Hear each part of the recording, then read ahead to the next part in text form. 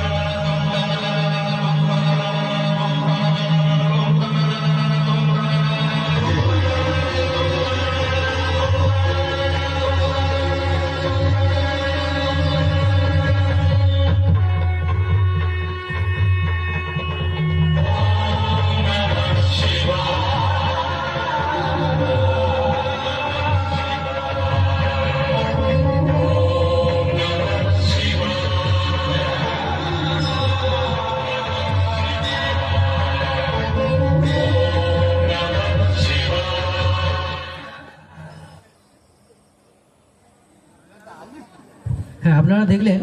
আর ঘরটা এখানটা রেখো, সামনে রাখো ঘরটা। ঘরটার পরে আমরা আবার ম্যাজিক দেখতে দেখতে দেখবো এই জল সত্যিই কি ফুরায় না ফুরায় না। আচ্ছা, একে বলা হয় ওয়াটার অফ ইন্ডিয়া। পিসি সরকার এই ম্যাজিকটা প্রথম আবিষ্কার করেছিল। তো প্রত্যেককে ধন্যবাদ। আমরা আস্তে আস্তে পরের ম্যাজিকে চলে আসবো। পরের ম্যাজিকের